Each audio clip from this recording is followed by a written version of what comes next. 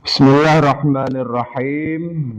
Jadi kan sambungan adra baru wa dalalatuhu, dan bermula dalalahnya lafaz, wa dalalatuhu ay al-lafzi ala ma'nahu mutabaqatun wa ala juz'ihi tadammunun wa ala lazimihi dhihniyi iltizamun wa dhihniyu ma'nayani wa muraduhu huna athani kama bayyantu fi najmisul thumma huwa ay al-iltizamu in tawaqqafa sidqul mantuqi ala ma'nal mudmari fadalalatu iqtida'in kama fil hadithi rufi'a an ummati al-khata'u wan nisyanu wa sidqu mantuqi hadzal hadithi mutawaqqafun ala ma'nal mudmari ay al-mu'akhadhah wa illam yatawaqqaf sidqul mantuqi ala dhalika wa dalla al-lafdhu ala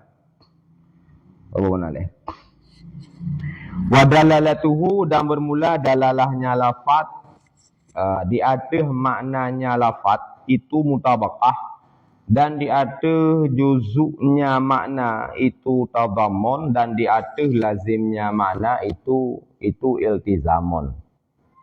Jadi sebagaimana yang telah kita pahami juga seperti di dalam kitab Sulam Munawrak, bahwa Syekh Al-Akhdari telah menyebutkan bahwa dalalah ada 3 kategori. Yang pertama dalalah mutabaqah, dan kedua tadammun, dan yang ketiga iltizam. Di sini dalam pembahasan mantok juga demikian. Jadi baru kan kali apa baru mantok kan sebuah makna lawan mafhum, mantok sebuah makna yang didal, satu makna yang didalalah oleh satu lafaz. Nah, ketika berbicara lafaz dalam definisi mantok, maka lafaz ini yang pertama kemarin sudah kita klasifikasikan. Ada lafaz yang pertama ada lafaz nas, dan ada lafaz dhahir, dan ada lafaz mujmal. Nah, sekarang lafaz tersebut, lafaz yang juga diperbincangkan dalam definisi mantok, dia memiliki dalalah. Nah, dalalah lafaz tersebut ada 3. Ada yang dinamakan dengan mutabaqah, tadammun, dan iltizam. Sama-sama yang lagi kami bersama adalah mutabaqah adalah dalalah sebuah lafaz kepada maknanya yang kepada makna yang utuh, makna maudhu' lah menurut bahasa kitab, yaitu misalkan ketika nuwada insan kepada hayawan natik li ahli lughah, maka ketika diucapkan lafaz insan dan kita paham kepada makna maudhu'lah tersebut, yaitu hayawanun natiqun, maka itu dinamakan kepada dalalah mutabaqah. Dan yang kedua yaitu dalalah tadammun, yaitu dalalah lafaz kepada juzuk makna. Misalkan seperti tadi ketika diucapkan lafaz insan, tetapi kita paham dari lafaz itu kepada juzuk daripada makna maudhu'lah. Makna maudhu'lah adalah hayawan natik, dan jino dah pahami kepada hayawan fakat ataupun natik fakat yang tadamun.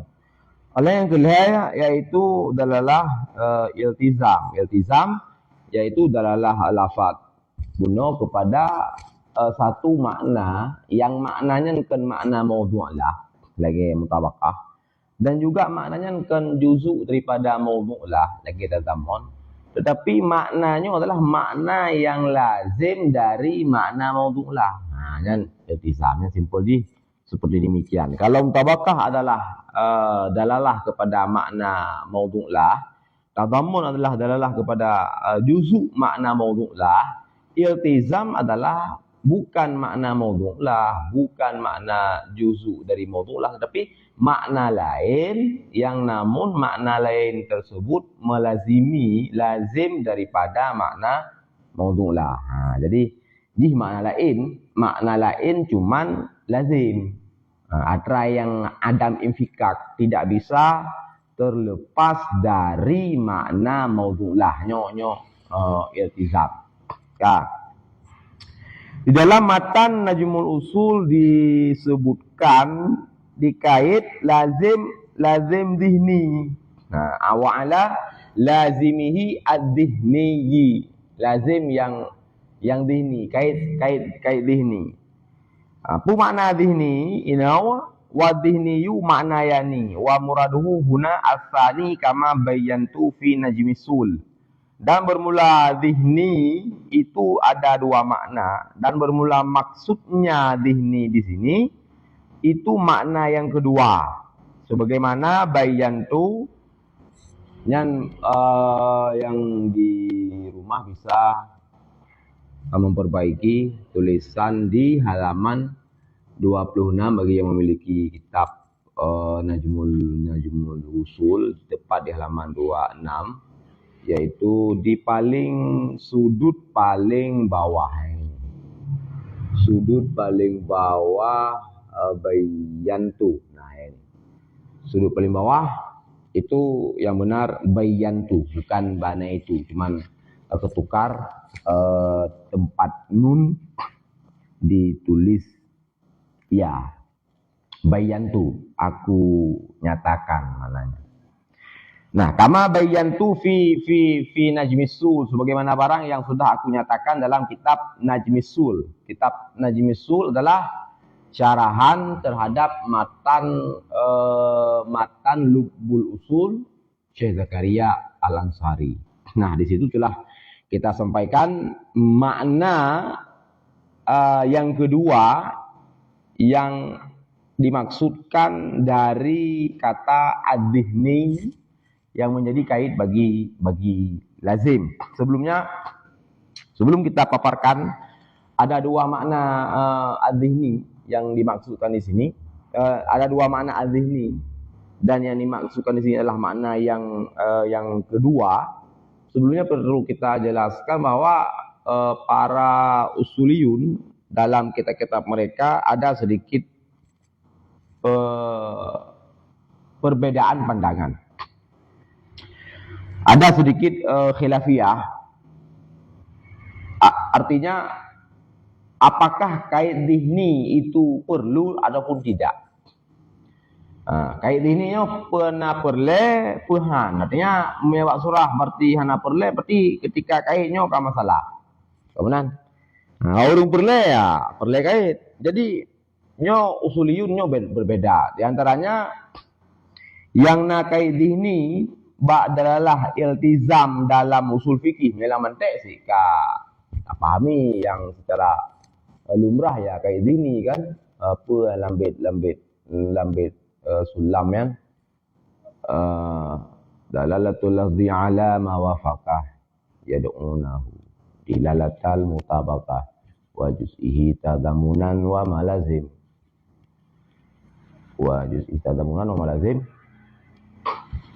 in bi akli niluzim. Menalah kira-kira beda salah langbit sulam. Jika diluzumkan dengan akalnya kait dihni memang kalumrah lang mantek meba iltizam kan lazim dihni. Nah, nyoba usul pekiban. Nah, ketika dikaitkan juga dengan ad-dihniyi dalam konteks dalalah iltizam usuliyin. Nah, bagaimana perbedaan pandangan? Di antaranya seperti Imam Ibnu Hajib. Nah, Imam Ibnu Hajib yang pegot yaitu kitab Mukhtasar, pengarang kitab Mukhtasar Muntaha, yang mana Mukhtasar Muntaha adalah ringkasan dari kitab beliau sendiri, kitab Muntaha,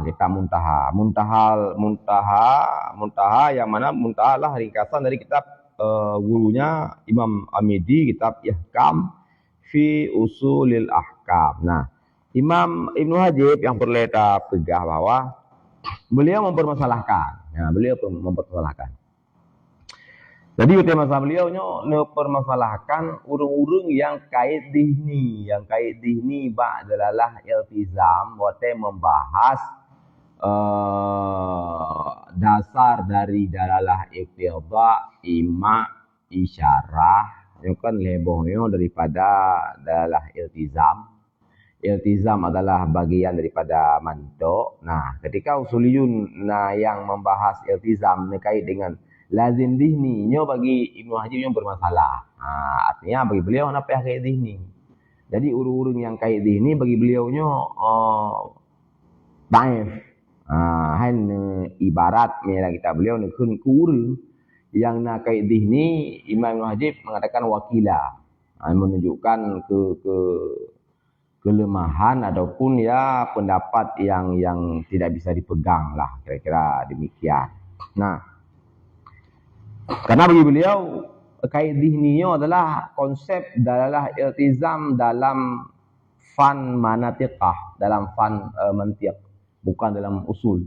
Makanya bagi beliau nak perlu kait. Nah, cuman tanyonyo lam najmul usul terkait wa ala lazimi dhihni, hanya peribad. Yang pertama perlu diketahui bahwa di antara ulama usul juga yang membubuhkan kosakata dhihni walaupun didaifkan oleh Imam Ibnu Hajib. Ada juga ulama usul fikih yang membubuhkan konsep kata ad-dhihni dalam konsep iltizam. Di antaranya ya yang sudah masyhur yaitu Syekh Zakaria Al-Ansari dalam kitab Lubul Usul beliau. Jadi dalam kitab Lubul Usul Ronian yang pilih ju lazim dihni, lazim dihni. Lain Jamul Jami' juga demikian lah Jamul Jami'. Terkait konsep kosakata dihni benar salah, sang menantang lain Jamul Jami'. Jadi kalau melang Lubul Usul ka pasti. Tinggal luduan ka pasti nan tambah ad-dihni li Syekh Zakaria. Lain Jamul Jami' juga demikian benar salah. Cuma kalian kembali, apakah Jamul Jami' juga demikian? Seingat saya demikian. Artinya beliau juga menambahkan kosakata dhihni. Nah, nanti bisa kita lihat kembali sama-sama di dalam Jamul Jami'. Nah, ulama yang dalam kitabnya menambahkan konsep dhihni ini tidak masalah. Kenapa? Sebenarnya ad-dhihni itu memiliki dua makna. Lazim dhihni. Dhihni ini dua makna. Yang dua maknanya ini ada tersebutkan dalam syarah Najmul Usul, karena kata padai sedih dalam kitab Najmul Usul, syarah Lubul Usul. Jadi dua maknanya adalah makna kedua yang gemurut oleh usuliyin yang menambahkan kosakata dhihni dalam konsep dalah iltizam. Sehingga hana masalah ketika gemurut makna yang kedua. Kata makna yang kedua boyan. Makna yang pertama apa?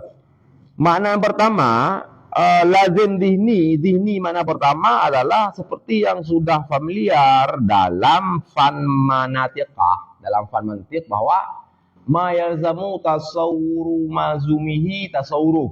Ini lazim dhihni makna keful. Barang sesuatu yang yalzamu min tasawuri mazumihi, ma yalzamu min tasawuri mazumihi, barang yang luzum dari tasawur mazumnya barang oleh luzum tasawuruh, oleh tasawurnya barang. Artinya lazim yang dikaitkan dhihni atau makna pertama adalah satu lazim, satu makna yang lazim yang luzum wa tasawur, yaitu makna malzum luzum kepada tasawur makna lazimnya.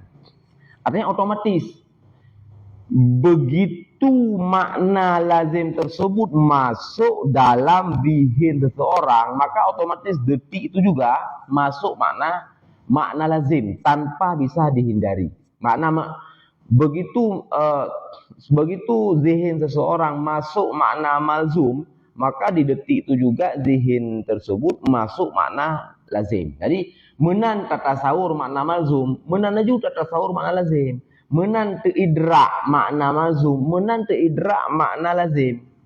Simple ji kepada kena menan husul makna malzum la mule lam detik pertama husul makna malzum la mule detik pertama juga husul makna lazim. Nah, nyan lazim dihni makna pertama. Lazim dihni yang makna pertama, makna awal menan. Ma yalzamu min tasawuri malzumihi tasawuru, yaitu barang-barang yang luzum daripada tasawur malzumnya barang oleh tasawurnya barang.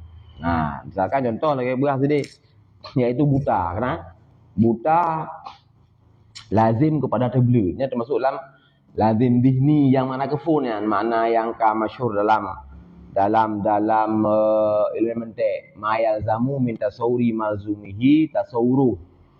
Adi malzuminan buta. Nya menan tasawur mana buta, nya lang detiknya juga tasawur yaitu mana basar. Tapi pada ranah logika, lam ranah zihin, bukannya berbicara fakta, karena berbicara fakta yo paradok loh. Artinya zatnya kabuta ya pasti zatnya tidak ada basar lah. Mereka buta paling ada kemaler kemudian basar ya nafi buta di bawahnya. Ya kah? Di lapangan ya demikian. Keduanya adalah nakid, dua adapun zidden, dua adapun ya termasuk dalam hal yang paradok, tidak bisa ditasawurkan urang yang tublut dan urang yang buta nya kan baik. Tapi yang maksudnya adalah dalam ranah logika, dalam mulainya ketika hudur makna amyun, nah benar. Nya otomatis hudur makna besar. Yang benar apa? Luzuminan. Nya luzum dihni mana pertama. Yang jika malzum itu amyun, yang jika lazim adalah besar. Jadi menan uledanya hudur mana amyun, nya menan ju dan detiknya ju hudur mana besar. Wajah luzumiyah dia karena makna amyun adalah adamul basar. Jadi ketika makna amyun adalah adamul basar, maka zihin seorang ketika memahami adam basarnya terlebih lagi harus memahami basar. Artinya mau tidak mau memahami adam basarnya adalah otomatis harus memahami basar. Nah, mungkin kan tak pahami berarti kan kue. Kalau tak pahami dah kue. Dalam puasa kan ketika pegahnya kan iu. Nyan me kata juga kan iu lang tertel lang ulai dayo kali na hudur yang sen iu hiban. Ada ya nafi syai'nya far'on an tasawuri. Ketika adanya berarti menafikan suatu, nyo tente ulai dayo kali mengisbatkan sesuatu yang pakai ban. Ketika ada pegahnya kan rimung, ulai dayo kali dipuhudur yang kerimung hiban. Ketika lewat sabah binatang, tak kenyan kan rimung lewat kami. Tak kenyan kan rimung karena apa kan tajib penafian kan rimung karena sebelumnya kalau hudur yang rimung surah rimung pakai ban nanti. Yang menanlah kira-kira cara kerja dihindayo nah. Artinya ketika mana ambil adam basar maka otomatis mufhum yaitu makna adam basar ya kali mufhum makna basar le. Hanya luzum gehuninan luzum sini. Ketika tasawur malzum yang mesti kepada tasawur lazim. Kanya nampak pertama. Dan yang kenyal makna yang masuk ini nyamper le. Kan makna yang pertamanya yang dimaksud dalam kata dalalah iltizam versi usuliyun yang kait kata dihni. Kan makna pertamanya yang maksud. Yang bermasalah. Nah kan? Tapi mana kedua? Nah, mana kedua? Yaitu ketika husul malzum. Nah, ketika husul malzum, nyo lazim hana husul secara fur. Nah, tapi bisa husul entre dengan memeriksa karinah. Nah, jadi hana langsung ma yalzamu min tasawuri malzumihi tasawuruh hana. Nah, Jadi li tasawur malzum, olehnya yaitu tasawur karinah-karinah, memeriksa observasi karinah-karinah, barodih yaitu lazim. Nyan makna yang kedua. Makna kedua sebenarnya lebih umum. Terkedih di haju dalam salah sih. Jadi makna zihni yang kedua yaitu lazimnya jid secara fur juduh ji. Lazim tasawur malzum, tasawur lazim ala fauran. Ima fauran ataupun kan fauran. Maya fauran lagi kita menglang makna fun kan? Kita menglang makna konsep zihni pertama. Jadi makna keduanya umum. Jid lagi makna pertama. Menan tasawur malzum, tasawur lazim. Jid berarti hana langsung tu tasawur lazim, wate tasawur malzum. Jadi malzum kali tasawur, lazim baru dihentri. Lih berarti nazar kepada karinah-karinah. Nyan makna keduanya ke yang dimaksud dalam kait dihni, dalam konsep iltizam yang dalam kitab usul, dalam pandangan usuliyin laginya makna adalah iltizam yaitu lazim dini menan maknai.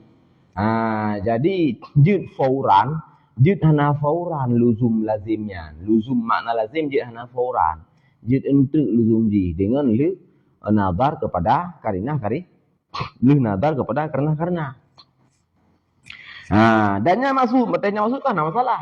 Mungkin le Ibnu Hajib ketika permasalahkan usuliyin yang mendefinisikan dalah iltizam lalu membubuhkan kata dini, beliau mungkin memulahadah kepada dini yang mana pertama yang memang masalah karena adalah iltizam lang mantek yang terbagi untuk ke iqtidah ima isyarah memang spontan demikian, spontan aja menanding mazum dilaziman. Jadi perlu tasawur kepada nazar kepada karena kan. Jadi makna konsep dini pertama ya masalah. Mungkin wajib debat, bantah. Mungkin ada jumlah tu makna fo. Cuma li usulin yang pegah bahwa makna dini lah makna kedua, hanya dapat bantah, hanya dipermasalahkan. Makanya Syekh Zakaria lalu berusul ya menambahkan kata dini. Dan juga demikian dalam pandangan kan hanya usuli, tapi pandangan bayani juga demikian bahwa ketika orang yang berbicara iltizam, konsep iltizam dan iltizamnya berkaitan dengan dini yang mana kedua. Artinya ini lebih umum. Hanya mesti hudur lazim menandih malzum, jid hudur lazim maju, jid hudur lazim inti, jid hudur lazim di kemudian. Sesudah nazar kepada karinah-karinah. Nyan menan gemaksud usuli maka hana masalah tambah haju yaitu dihni kait dihni bak konsep iltizam dalam versi usul hana masalah. Dan perlu diketahui bahwa tidak semua manatiqah para ulama mantik tidak semuanya mereka mensyaratkanlah konsep iltizamnya yaitu husul malzum, husul lazim ketika husul malzum. Hana mandum manatikah menan. Hana mandum manatikah didefinisikan iltizam ba'urungnya adalah ma yalzamu min tasawuri malzumihi tasawuru. Hana mandum manatikah menan. Nasid manatikah yang artikan iltizam ya lagi mana kedua. Wate berarti kata tasawur mazum hanadih lagi lazim, tetapi dih lazim yaitu intu.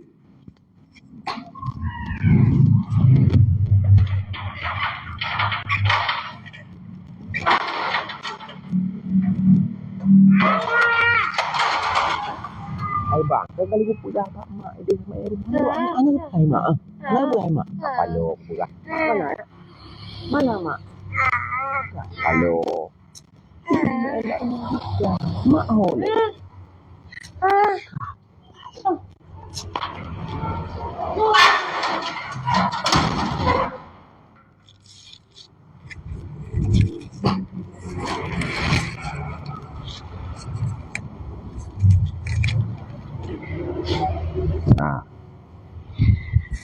No, jadi hana bandum manatiqah yo adalah nepahami konsep iltizam dah iltizam lagi yang tubuh pegah yaitu lazim daripada tasawur makna malzum kepada tasawur lazim spontanitas hana mandum manatiqah lagi yang walaupun yang masyhur lagi kan tapi hana mandum benar artinya nak istilah ni pun istilah lazim bayin bi mana akhas nah nyan kan mandu mandikah menan nah juga mandikah ada lazim bayin bi mana aam yang lagi usuli kata nyan mandikah nasi lagi nyan disampaikan dalam kitab syarah kabir Imam Malawi syarah kabir mentek nah syarah kabir mentek Imam Malawi di sini beliau sebutkan demikian artinya manadikah dalam halnya juga dalam dua kelompok kan mandum ada lazim bayin di mana akhas kemanduman.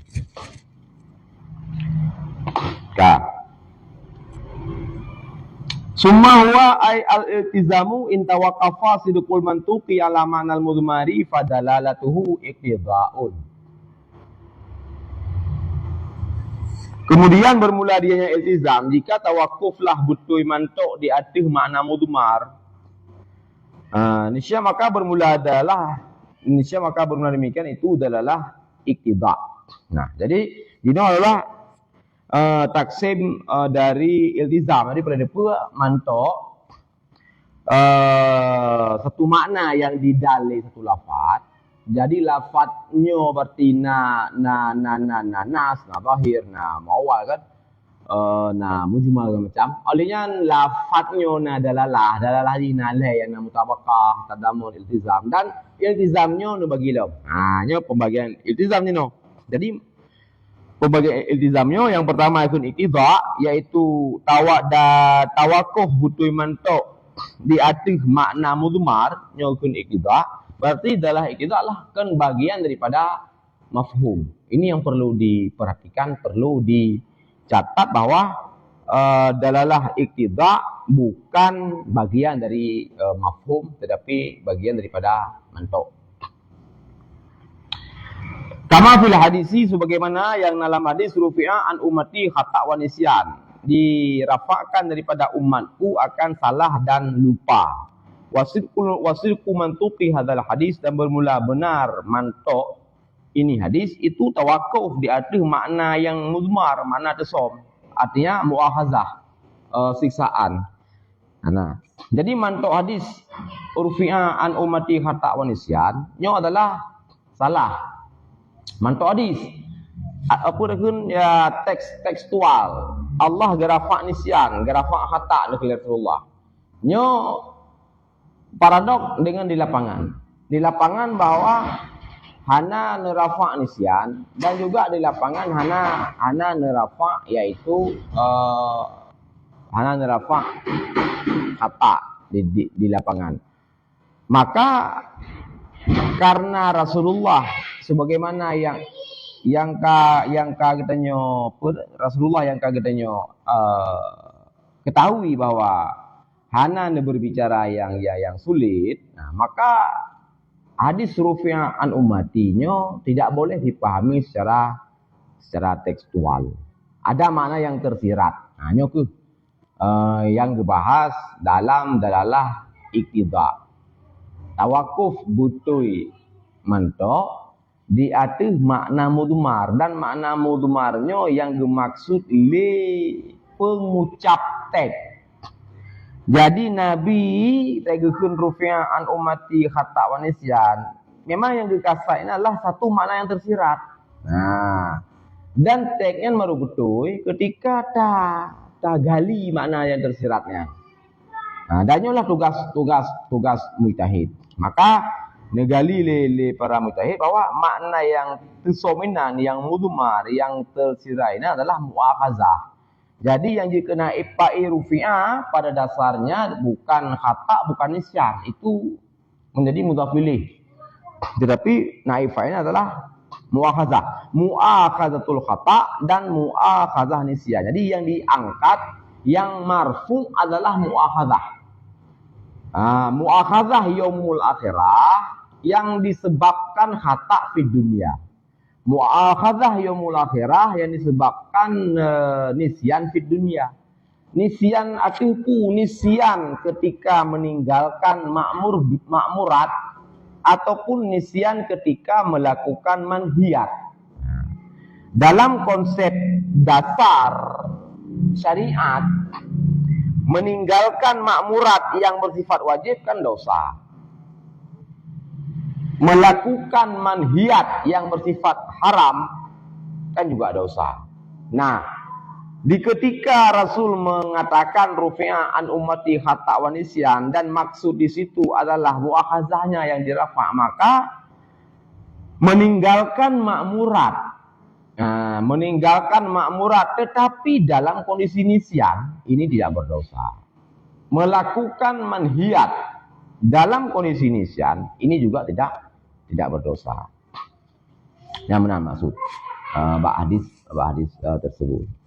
Wa illa, dan jika demikian, artinya wa illa mitawaqqaf sidqul mantuqi ala dzalik, dan jika hana tawaquflah betul mantuk demikian, dan wadalal lafzu, dan didalalah oleh lafaz di atas barang yang tidak dimaksudkan dengannya barang, maka benar demikian itu adalah isyarah. Jadi lawan daripada dalalah iqtida, itu adalah isyarah. Di ketika dalalah sabuh lafaz kepada sabuh makna yang memang maknanya hana kasat li pengucap teks, dan teksnya kabutui walau hana tabuh makna mudmarnya. Yang beda kan, kontras beda kan, sangat kontras beda dengan dalalah iqtida. Yang pertama iqtida dan iqtida, teks tidak akan benar kalau tidak digali makna mudmar. Kalau tidak disebutkan, kita takdirkan makna mudmar, teks tidak akan benar. Dan maksud si pengucap teks itulah kepada makna mudmar tadi. Itu iqtida. Kalau isyarah, adalah isyarah, teks sudah benar. Tarkib, jadi sebuah tekstual sudah benar walau tidak ada makna adalah isyarah. Makna isyarah, teks sudah benar. Dan makna isyarah ini tidak dikasat dimaksudkan oleh pengucap teks. Nah, itu adalah isyarah. Kontras, sangat-sangat kontras dengan adalah iqtida. Kadalalati qouli ta'ala uhilla lakum lailatas siyami ar-rafasu ila nisaikum, Al-Baqarah ayat 187. Dia tipu di dalam ayatnya ala sihati saumi man asbaha junuban. Dia sah berpuasa urang yang berpagi-pagi hakadaan junub. Jadi teks ayat uhilla lakum dihalalkan bagi gata akan lailatas siyami pada malam puasa akan ar-rafasu ila nisaikum, akan berhubungan badan dengan istri-istri kamu. Jadi teksnya kamu tuh. Jadi makna din jelas Allah Ta'ala menghalalkan untuk melakukan hubungan badan antar suami istri di malam Ramadan. Dan teksnya membicarakan demikian. Jelas. Nah kan? Tapi makna isyarah sinan. Nah, terkedi hana tadekdian teksnya kasahe. Tuh, yaitu sihah puasa urang yang wate beungeuh mujunung. Nyona dalalah kenal. Hiban sampai dalalah kenal. Teh wajah dalalah kepada sah puasa urang mujunung wate ka subuh ketika nepegah halia mujima' bak malam Ramadan. Nah, mono cara pahami ji. Jadi konsep pertama kita pahami kata-kata lailah yang dalam ayat 187 surat Al-Baqarah. Uhilla lakum lailatas siyami, lailatas siyam. Ini harus dipahami lailah, malam. Dalam pendefinisian frasa malam didefinisikan adalah zamanon, satu masa, satu waktu yang dimulai bi ghurubi syamsi, dengan terbenamnya matahari, hingga tulu'i syamsi, hingga terbit kembali mataharinya malam. Jadi definisi malam itulah segenap waktu yang diawali dengan tenggelamnya matahari dan diakhiri dengan terbitnya matahari. Itu namanya malam. Lailun bahasa Arab. Ketika Allah nekun uhilla hala. Uhilla dihalalkan lakum bagi kamu. Lailatul Siyam di malam puasa, di malam Ramadan. Rafasu ila nisaikum. Yaitu berhubungan badan dengan istri. Nah, ketika sebutkan halal, ketika disebutkan halal buno yaitu terkait dengan malam, maka musuh yaitu malam adalah dimulai dengan pukul 7 pah. Maka detik pertama pukul 7 lewat detik funyan malam, detik kedua minit pertama, minit kedua jam pertama, pukul 8 kurang malam. Sampai misalkan terbit matahari pukul 5 pah. Maka pukul 5 kurang 2 detik yang matang malam ke. Karena kan menggunakan definisi malam satu waktu yang dimulai dengan terbenam matahari hingga terbit matahari. Lah dalam rentang waktu yang entah misalkan 6 jam, 12 jam, 11 jam, ini adalah malam. Kalau misalkan terbitnya matahari pukul 5.00 terbitnya matahari, pukul 5 pah terbit matahari, maka itu yang 5 matang malam. Berarti Allah matang ni pahala berjima' dia 5. Berarti terbit matahari pukul 5 pah tolong, pukul 5 pah. Berarti pukul 5 kurang 15 yang matang malam. Pukul 5 kurang 10 matang malam. Pukul 5 kurang 5 minit matang malam. Pukul 5 kurang 9 minit matang malam. Pukul 5 kurang 10 detik matang malam. Pukul 5 kurang 10 detik matang malam. Yang berarti matang pahala berjima' ya. Man menyatakan berjima' bak pukul 5 mah cakap. Berjima' bak pukul 5 kurang 10 detik. Yang memang 10 detik tu berarti kaurau artinya nyo kabeh wate puasa artinya kata mengimsak otomatisnya kan ada memang nawa lam 10 detik menjima linya langsung ka imsak nyo pajan ada memang nawa. Nah sama dengan mujunub kan, lam mujunub dia medang ada hari kan dan puasa kayak demang kan berarti menyyarat Allah Taala ni pahala berarti menjima buno di malam terbenar malam itu adalah juzuk terakhir dari malam sama dengan Allah menghalalkan danyo mendang pahala dari untuk menjima di juzuk terakhir di malam terbenar juzuk terakhir adalah 10 detik tu berarti kena bunga berarti lah 10 detik ini mendang pahala untuk menjima berarti konsekuensinya ketika Allah ada pahala dari menjima pasti Allah juga ada pahala efek daripada jima. Waktu datamang ibadat selanjutnya. Datamang lang ibadat puasa di ketika terbit fajar. Mulai tayo puasa. Efek mujima adalah mujunub. Maka juga syariat. Pudakeun hanan permasalahkan. Tamang ibadah puasa. Tapi dalam keadaan mujunub. Artinya sah puasa. Hana syarat. Waktu puasanya bumek mujunub. Hana. Beda dengan sembahyang. Sembahyang ini bisyarat. Wateta sembahyang bek mujunub, bek madah raya. Bahkan wateta sembahyang bek madah ubid. Jadi sembahyangnya beda. Kontrastat beda antara ibadat puasa dan ibadat salat. Ibadat salatnya bek na tanyo menghadas. Jangan kehadah ubid, jangan kehadah raya. Kehadah ubid bek na. Tapi untuk masuk puasa yang mana? Jadi dalam keadaan tanyo menghadah tu. Kan? Hana payah tunggu tu, waktu ni dah mau puasa menang. Nah, hana payah mano junub aju duk tamang puasa yang menang. Man sah sembahyang hana tamang junub ya sah. Artinya berarti menyeban berarti ban imsak ban subuh berarti pukul 5 pah subuh misalkan kan habis subuh pukul 6. Hanya berarti dah tamang puasa lain tengah jam dia lang kena junub sah puasa. Man bek taput terus apabila junub karena tu ada sembahyang subuh tu. Nya berarti ya mana untuk sembahyang subuhnya mulahadah tinjauan dari segi ibadat puasa sahih dalam keadaan mujunub menan nak pegang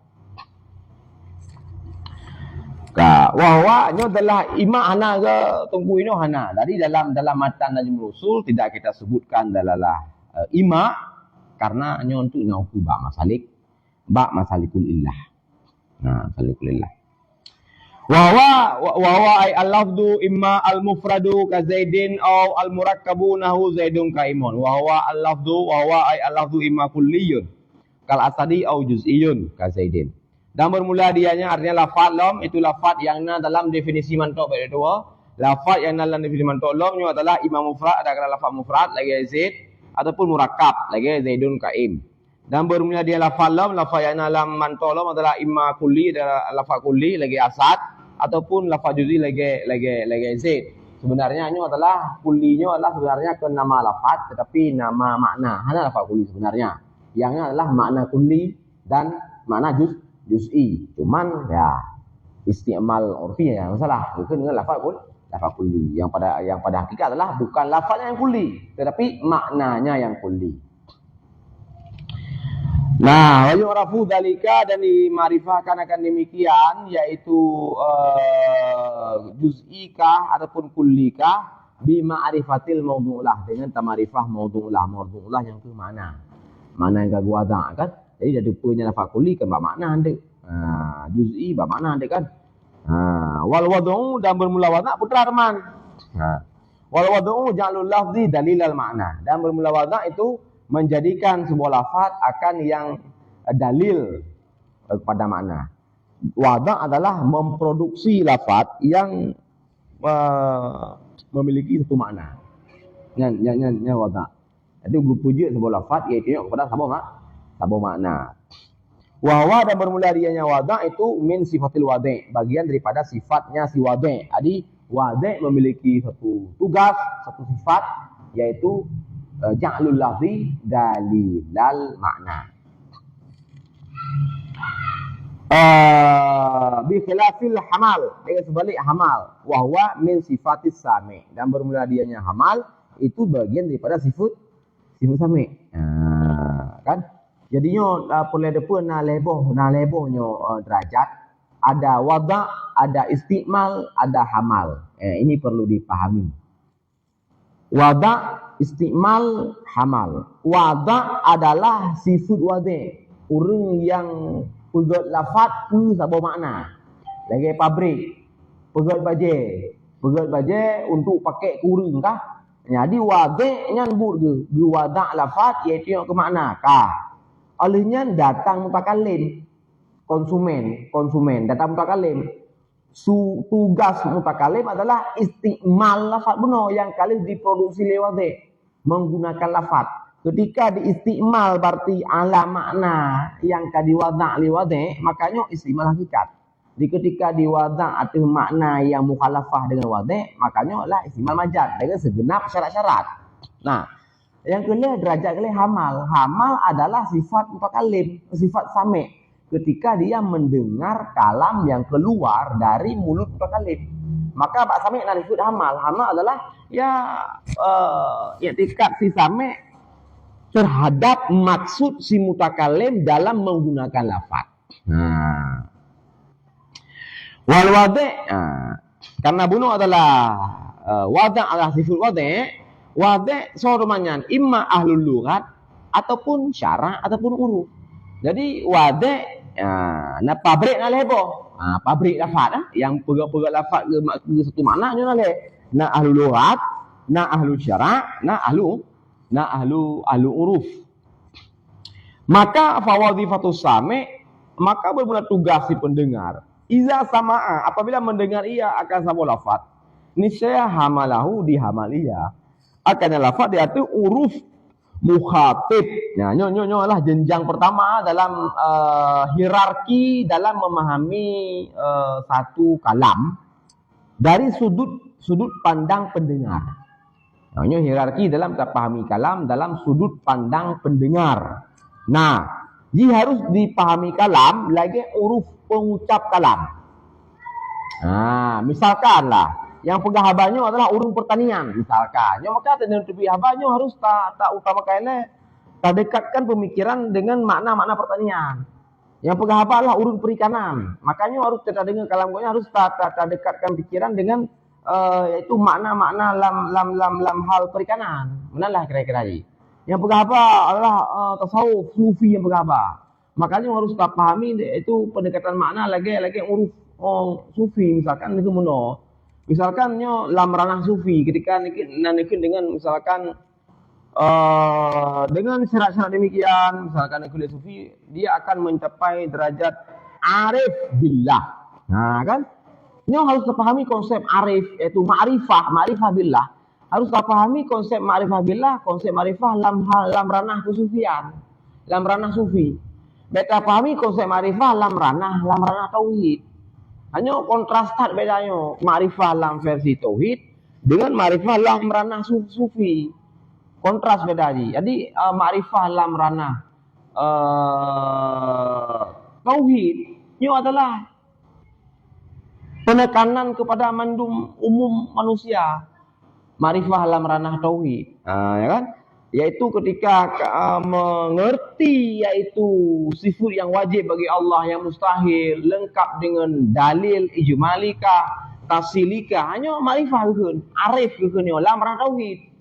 Ma'rifah itu ma wajibah, ma'rifah berarti barang yang mustahil, barang yang jaiz, ba Allah, ba Nabi.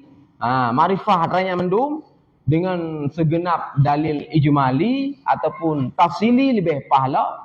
Nyo lah ma'rifah. Dan ma'rifahnya yang ditekankan dalam ketauhidan. Menan katanya kabalik. Hanya yang ditekankan.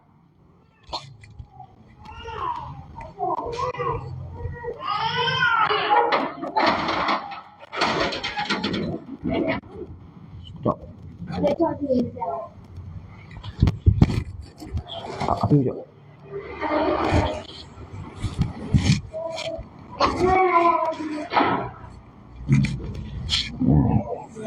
Jadi makrifah dalam ranah sufi olehlah makrifillahnya memang ka martabat ka nihayah ka ujung. Ka istilahnya ka legend lah.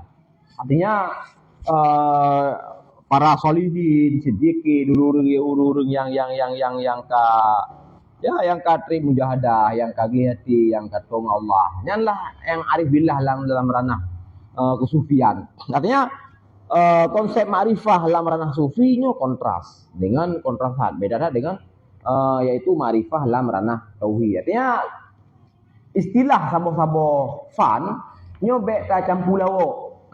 Jadi khaltul istilah, percampuran istilah ketika lam tengah misalkan lam tengah memahami materi ketauhidan, idana khaltul istilah, percampuran istilah dengan yaitu materi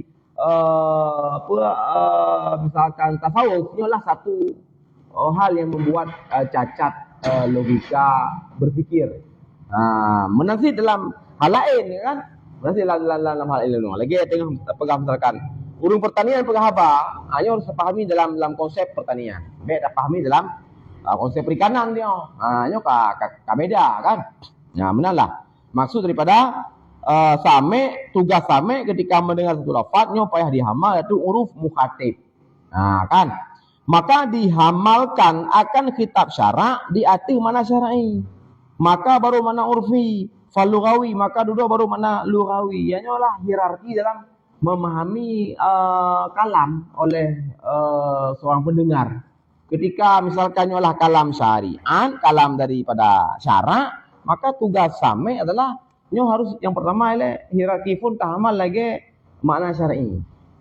Ketika hati mana syar'i baru beralih ke mana urfi. Ketika hati mana urfi baru beralih ke mana lughawi. Jadi kenal apa bro? Nah, makna yaitu makna syar'i, makna urfi, makna lughawi. Ketika nyo kalam syarak, maka hierarki pertama bagi si same untuk memahaminya dalam konteks syariat. Oh, han mungkin yang konteks syariat. Nyo baru derajat ke konteks uruf. Oh, juga han mungkin konteks uruf, baru ke konteks loghat. Tadi bab loghat kan apa makna kalimatnya? Pahami berarti ke konteks loghat. Berarti han mungkin le bab uruf dan juga han mungkin le dengan konteks syarak. Nyolah hierarki dalam memahami lafaz khusus menyangkutnya dengan teks-teks syariat. Misalkan syarak mengatakan bahwa misalkan syarak mengatakan misalkan kan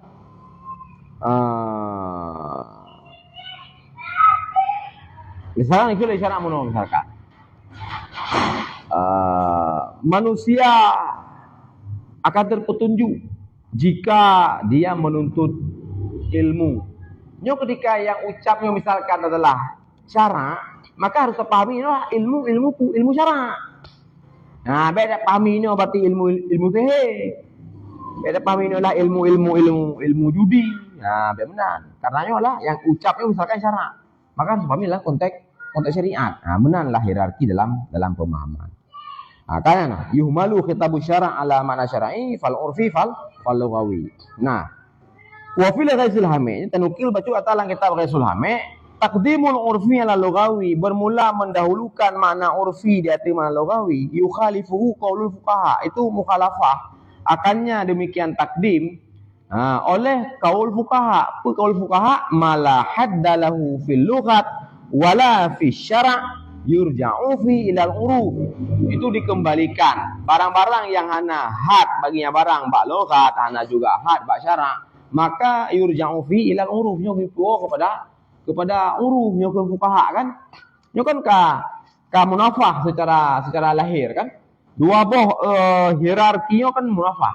Jadi hierarki yang dipegang oleh usuli pula, yaitu memahami misalkan kitab syara'. Yang pertama harus dalam konteks syariat, hierarki pertama. Han mungkin dalam konteks syariat baru beralih ke konteks uruf. Han mungkin dalam uruf baru beralih ke konteks lughat. Jadi kan makam pertama konteks syariat, oleh yang konteks uruf, oleh yang konteks lughat. Berarti lughat bak keleh tu kan? Lughat bak keleh, uruf bak kedua, syariat bak kesah. Jadi makna syar'i pertama, makna urfi kedua, makna lughawi ketiga. Ini dalam hierarki memahami bahasa syara'. Sedangkan fuqaha kan demikian hierarki urutnya. Dalam fuqaha nabi statement mala hadda lahu fil lughat wala fi syara' yan yurja'u fihi ilal uruf. Nah kan beda kan? Kita perhatikan. Fuqaha nabi statement sesuatu yang belum ada had yaitu pada lughat, tidak ada had yaitu pada lughat dan juga tidak ada pada syara', maka baru dikembalikan kepada uruf. Ya kan le fuqaha putra munafah benar secara lahir dengan konsep usuli. Munafah kan reseginya le fuqaha ne pedua yaitu makna urfi, konteks uruf nyo adalah posisi terakhir.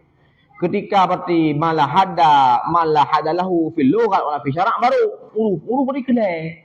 Jadi uruf hujung. Sedangkan usuli kan uruf posisi kedua, yaitu tahamal ful adalah arti mana syar'i, baru fal urfi, baru fal lughawi. Urfi ada di posisi kedua, lughawi ada posisi di ketiga. Sedangkan statement fuqaha nya urfi ditempatkan di posisi terakhir, di posisi ketiga. Malah hadalahu fil uruf wala fi syara' yurja'u fi ilal uruf, ketiga posisi terakhir uruf yang pakai bang.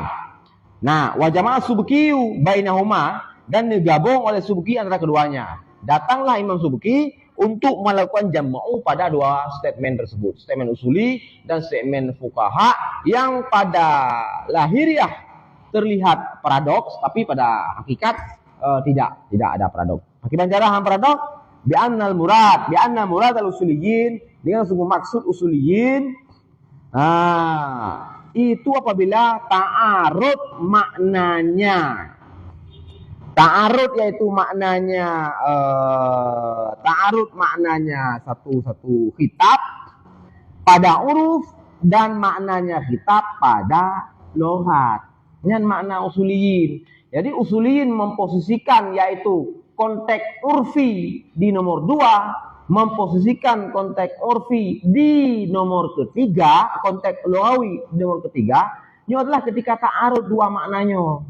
Ketika ta'arud makna uruf dengan makna lughat. Ketika misalkan syara' nebdubit satu kalam dan tak pahami kalamnya, arti makna lughat menghendaki berarti sunat misalkan. Tak pahami arti konteks uruf menghendaki makruh misalkan. Itu kan ta'arud. Nyainan datanglah usuli mengatakan harus dahulukan yaitu pahaman dengan konteks huruf. Yang mana? Karena huruf berada di hierarki kedua. Nah, huruf berada di hierarki kedua. Keduanya mana usuli, masuk usuli. Idza ta'arada ma'nahu fil uruf wa ma'nahu fil lughat qaddamna al-uruf. Sedangkan wa muradul fuqaha, maksud fuqaha, idza lam yu'raf hadduh fil lughat, apabila tidak diketahuikan akan hadnya pada lughat. Nyan fa inna, maka kamu itu kamu kembali fihi ilal uruf. Hana tepuhat. Jadinya ke masalah ta'arud, makna lughat mana uruf. Jadi usuli berbicara ketika ta'arud makna uruf dengan makna lughat. Nyokat damna mana uruf. Uruf ada di hierarki kedua. Sedangkan berarti fuqaha adalah bahasa yang la yu'raf hadduh fil lughat. Makanya Allah kembali kepada uruf. Nah, ini beda konteks kan? Kan ta'arud kan la yu'raf hadduh. Misalkan kalil, lang masalah najis, kah? Bulu kucing kan najis. Bulu kucing najis.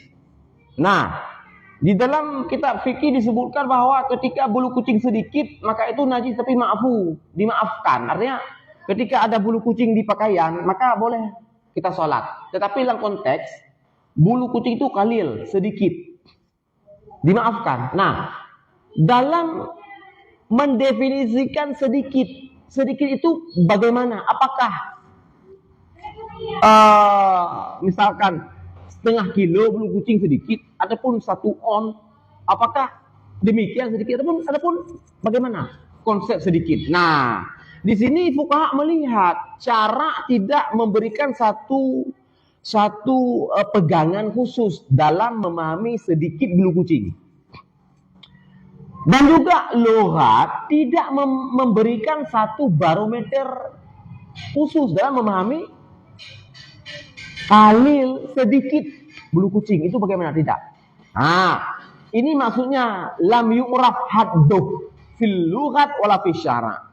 Tidak diketahuikan hadnya pada lughat juga sudah pada syara'. Di sinilah fuqaha memberikan berarti ketika itu barometernya pada uruf. Coba tanya pada uruf. Uruf memahami sedikit bulu kucing seperti apa? Nah, makanya diceritakan dalam kitab fikih bahwa sedikit bulu kucing pada uruf itu ya 1 on buleminya, 2 on buleminya, on buleminya sedikit. 3 bulu kucing, 3 helai bulu kucing, 2 helai bulu kucing, 1 helai bulu kucing. Uruf mengatakan itu kalil, sedikit, maka itu dimaafkan. Jadi kita sholat di pakaian ada 2 helai bulu kucing, maka itu sah sholat. Karena konteks uruf 2 helai bulu kucing itu masih dikategorikan sedikit. Paham kan? Nah, itu maksud fuqaha. Jadi Imam Subki datang untuk menjadi penengah dalam memahami statement fuqaha dan statement usuli yang ternyata 2 statement ini tidak mukhalafah, tidak munafah, tidak saling paradoks. Paham? Tadi saya utarakan sekali lagi kesimpulan dari 2 statement ini adalah usuli mengatakan hierarki dalam memahami yaitu satu kalam, khususnya kalam syara'. Hierarki pertama harus memahami dalam konteks syariat, hierarki kedua baru dipahami dalam konteks uruf, hierarki ketiga baru dipahami dalam konteks lughat. Artinya di sini adalah uruf dijadikan dalam posisi kedua, lughat dijadikan dalam posisi terakhir ketiga. Ini dalam konteks ketika ta'arud makna uruf dan makna lughat, terjadi ta'arud, terjadi paradoks. Maka ini qaddamna uruf, ini masuk usuli. Sedangkan fuqaha bukan demikian. Lam yu'raf hadduh fil lughat wala fil syara'. Seperti kalil tadi, sedikit tadi. Itu tidak diketahuikan hadnya pada lughat dan juga hadnya pada syara', maka kembalikan kepada uruf. Nah, saya rasa itu sudah bisa kita pahami. Nah, sedikit lagi, wal istimal min sifatil mutakallim, dan bermula istimal itu bagian daripada sifat mutakallim. Fadhahara minhu al-majazu, maka zahir daripadanya yaitu istimal oleh majaz. Dan bermakna majaz itu istimal lafaz fi ghairi mawdi'alah lil alaqah. Seperti tadi kita katakan, hierarki yang pertama adalah wada'. Itu tugasnya wadi' dalam memproduksi alfaz. Lalu alfaz itu dikonsumsi oleh mutakalim. Dia menggunakan alfaz itu. Ketika dia gunakan sesuai dengan proses wada', maka itu ya istimal hakikat. Ketika dia gunakan itu tidak sesuai dengan proses wada', maka itu istimal majaz dengan segenap syarat-syaratnya. Nah, itu hakikat. Istimal lafaz, itu majaz. Istimal lafaz fi ghairi mawdi'alah. Artinya penggunaan lafaz yang sudah keluar daripada proses wada'. Wadi' mewada'kan lafaznya kepada makna A, tetapi si mutakalim mengistikmal lafaz tersebut kepada makna B. Kira-kira demikianlah bahasa yang paling sederhana dalam memahami majaz. Wal hakikat wahwa istimal lafaz fi mawdi'alah ibtida'an. Hakikat adalah penggunaan lafaz pada barang yang diwada'kan akan dianya lafaz baginya barang ibtida'an. Itu proses konsumsi. Konsumsi yaitu kalimat yang sudah diproses oleh wadi'. Proses konsumsinya, penggunaannya adalah sesuai dengan makna yang sudah ditetapkan oleh wadi', oleh yang mewada'kan oleh wadi'. Makanya adalah hakikat.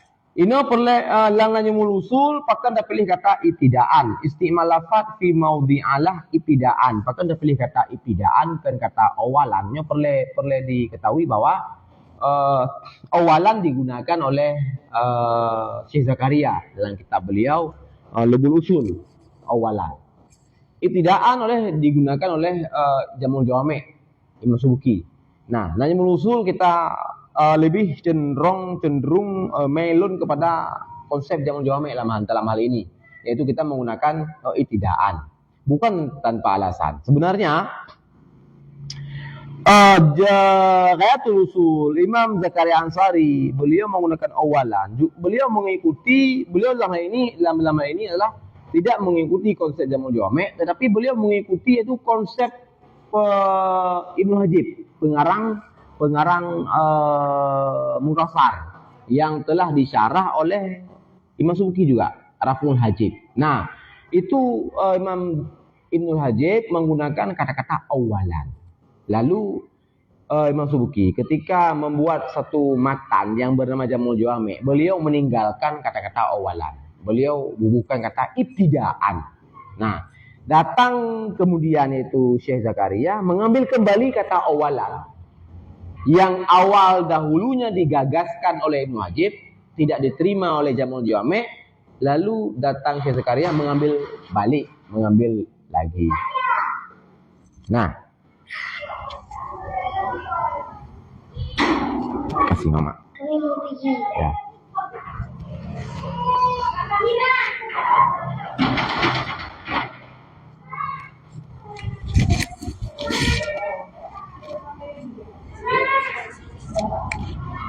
Nah, ibtidaan. Jadi pakai ditengok ulang nanya usul hanta pilih lagi Syekh Zakaria dan juga lagi Ibnu Hajib yang gagas pertama kan. Pakai tak pilih lagi Jamul Jawami'. Karena setelah kita melihat berbagai rujukan,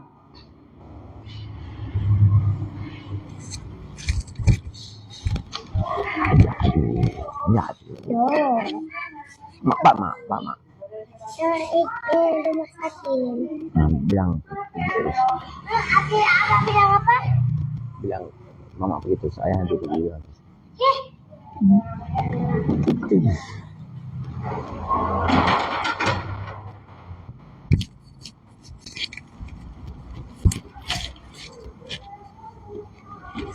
Nah, kan pakan tengok tak pilih lagi dalam Jamul Jawami', bukan tanpa alasan. Pemilihan kata ibtidaan, bahkan lebih tepat pemilihan kata ibtidaan dari ketimbang kata awalan dalam pendefinisian hakikat.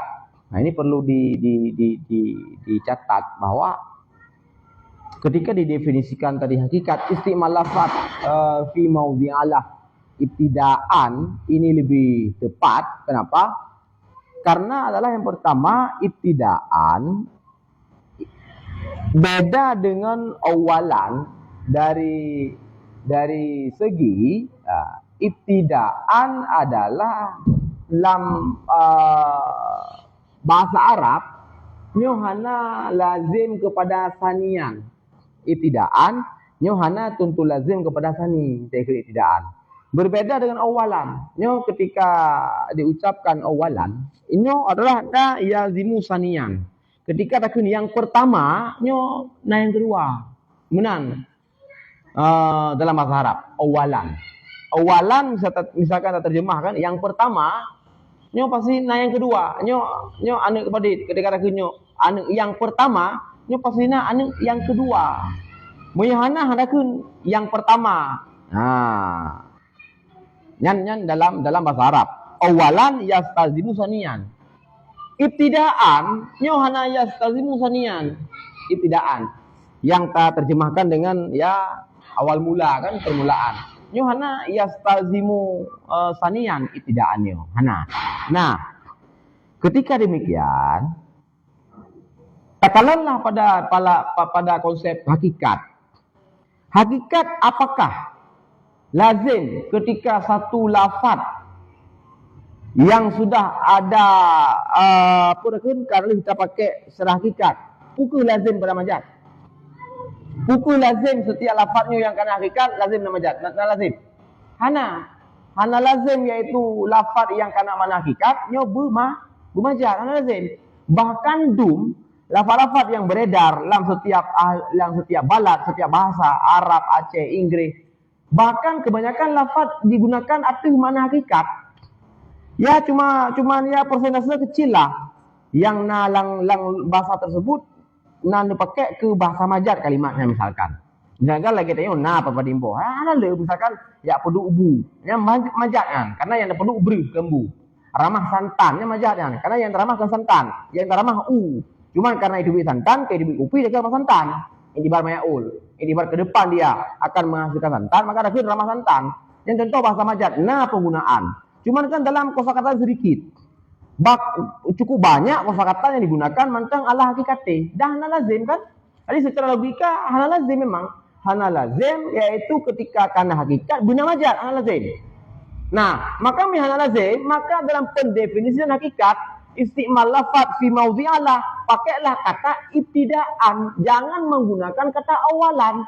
Inilah hasil yang telah yang telah dicermati dengan seksama, yang telah dinazar dengan nazar yang mendalam oleh seorang sahib Jam'ul Jawami'. Bukan tanpa alasan beliau tidak menggunakan gagasan yang telah dibangun oleh Ibnu Hajib sang pengarang Mukhtasar. Ketika Ibnu Hajib menggunakan kata awalan, Imam Subki meninggalkan gagasan itu. Dalam Jam'ul Jawami' beliau mengatakan ibtidaan. Inilah alasannya. Maka perlu dipertanyakan ketika dalam Riyausul Syekh Zakaria menggunakan kata kata awalan. Kata awalan. Hai perlu dipertanyakan benar karena kan Syekh Zakaria nak pegang di bawah bahwa misalkan lagi ni balik definisi misalkan fikih anak ni dengan ma'rifah ini dengan nakirah ilmun kan alian hukmen ni kan alasan kan ya takun dengan ma'rifah kan dipertanyakan itu diperdebatkan al-ahkam anak ni dengan jamak dengan mufrad hukmen depan nakirah lom. Alasan yang berkaitan dengan ahkam, itu kan dipertanyakan masalah dari fikih bahwa Imam Malik ketika dipertanyakan pada peluang salah hanan jin suudum dan cuma padimboh sebagai leboh jin suud boh kan. Jadi dipertanyakan. Jadi ibarat yang datang kritikan itu ya nya lebih hebat. Tapi ini ibarat yang hana datang kritikan. Jadi lebih hebat ibarat dengan yang hana datang kilwalkal ketimbang nak datang kilwalkal walaupun nak jawaban. Nyo adalah bak hal pilih kosakata awalan lam ta'rif hakikat. Nyo juga demikian. Lam pilih kata awalan. Mana itu? Mana itu lah? Jadi dalam hal pilih kata awalan, ini juga demikian sebenarnya. Karena faktor, karena dalam hal pilih kata awalan, nyo ko buno pendapat yang kuat lang nahu memang benar bahwa awalan lazim kesanian. Nah, kan awalan lazim kesanian. Nah pendapat sama tu lima awalan sama lagi ibtidaan hana lazim kesanian. Jadi mi kadang berapa lemahnya kan enggak betul awalan sih kan. Sama lagi sanian, sama lagi ibtidaan. Tapi ibtidaannya hana kilwalkal. Ibtidaan memang ya hana lazim kesanian. Yang awalan ya yang kuat yang masyhur awalan lazim kesanian. Nah pendapat muqabil dhaif awalan hana lazim kesanian. Arti pendapat dhaif ya berarti awalan sama dengan ibtidaan. Berarti kita pakai ibarat awalan yang adalah timbul itirat walau na jawaban. Jadi lebih baik tak ibarat dengan ibarat yang memang hana kilwalkal ketimbang ibarat na kilwalkal tapi datang itirat menang. Nah, maka apapun cerita pemilihan kosakata ibtidaan yang dimula oleh jamu jami' itu lebih tepat. Maka dalam najm usul tak ikuti yaitu gagasan jamu jami' dalam halnya.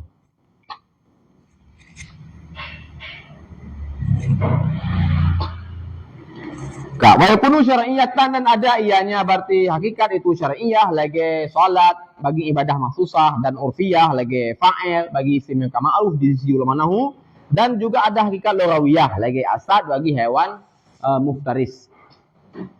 Kak, wa yasihu isti'maluhu dan sahlah isti'malnya artinya lafaz alal makna ini dia ada dua makna. Artinya hakikat dan majaz ma'an sekaligus. Boleh. Dalam konsep usul fikih yang tidak boleh dalam konsep ulama bayaniin mengatakan tidak boleh. Tapi usul fikih mengatakan boleh menggunakan satu lafaz terhadap dua makna sekaligus, makna hakikat plus makna majaz. Tidak masalah.